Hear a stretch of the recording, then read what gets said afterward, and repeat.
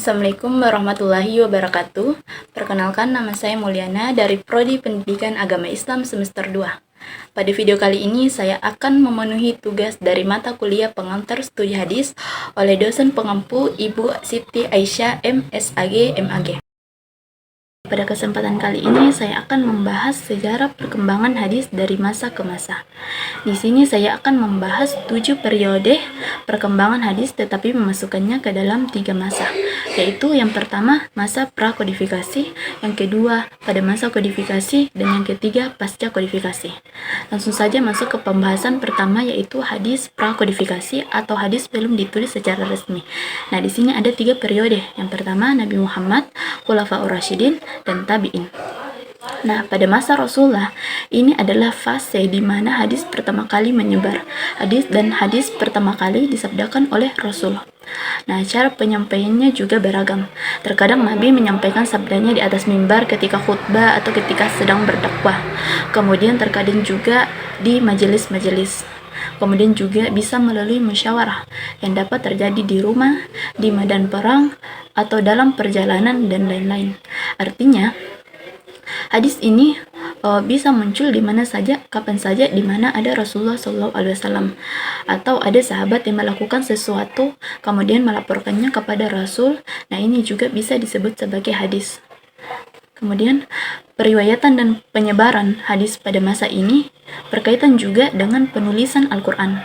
Artinya, pada masa Rasulullah menyampaikan sabdanya, di sisi lain Al-Quran juga masih dalam fase penurunan, di mana ketika Al-Quran turun, Rasul mengajarkannya kepada sahabat, dan juga Rasul meminta sahabat untuk menulis Al-Quran tersebut.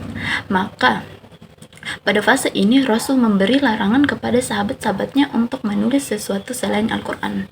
Bunyi larangannya yaitu la taktubu anni wa man kataba anni ghairal qur'ana falyamhu. Artinya, janganlah kalian menulis sesuatu dariku selain Al-Quran.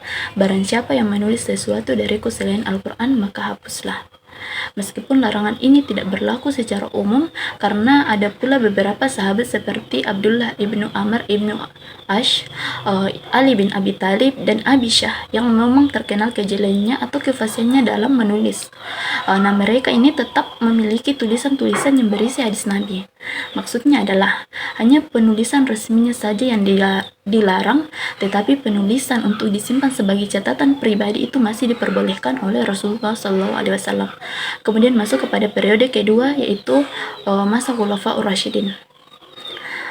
Pada fase awal pemerintahan Khulafaur Rasyidin, pusat pemerintahan itu masih ada di Madinah, dan hadis itu hanya dapat disampaikan dan diterima oleh sahabat tertentu dengan syarat wajib mendatangkan saksi. Penulisan hadis pribadi itu tetap berlangsung dan diwariskan ke generasi berikutnya. Kemudian fokus utama pada fase ini adalah pengumpulan dan pembukuan Al-Quran. Kemudian baru nanti pada fase Utsman dan Ali muncul intrik politik internal sehingga menyebabkan banyak faksi. Pada akhir masa Khulafaur Rasyidin, setelah masa Abu Bakar dan Umar yang membatasi penyebaran hadis, para sahabat mulai menyebar ke berbagai wilayah pada masa Utsman dan Ali. Nah, hal ini yang membuat hadis turut menyebar, namun juga memicu munculnya hadis palsu akibat konflik politik. Kemudian masuk ke periode ketiga, yaitu hadis pada masa tabi'in. Ini sampai akhir abad 1 Hijriah. Nah, setelah fase Khulafaur Rasyidin masuk kepada fase sahabat junior atau disebut tabi'in, yaitu akhir masa Khulafaur Rasyidin dan masa awal Umayyah. Islam menyebar sampai ke berbagai pelosok negeri. Nah, kalau dulu Islam pusatnya hanya di Mekah dan Madinah, maka pada fase ini Islam sudah menyebar ke berbagai negeri, yaitu seperti Syam, Mesir, Khurasan, Yaman, dan Afrika. Maka pada fase ini terjadi penyebaran hadis yang luar biasa pesatnya ke berbagai wilayah Islam. Kemudian masuk kepada masa kedua, yaitu periode kodifikasi. Nah, hadis mulai dikumpulkan dan ditulis dalam kitab atau masa pembukuan hadis.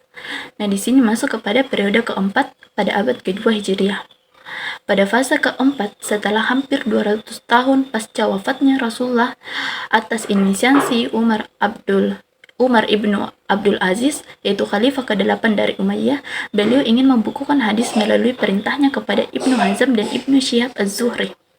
Pada masa ini, karya-karya hadis masih bercampur baur dengan pembahasan fikih. Artinya belum berdiri secara otonom atau berdiri secara masif.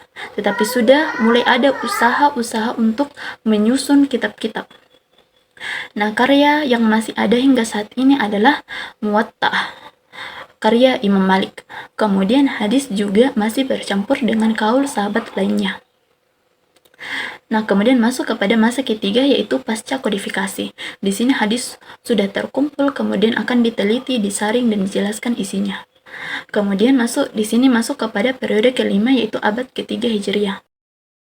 Pada periode kelima, baru dilakukan upaya-upaya untuk menyaring hadis-hadis yang sahih saja untuk dimasukkan ke dalam kitab hadis.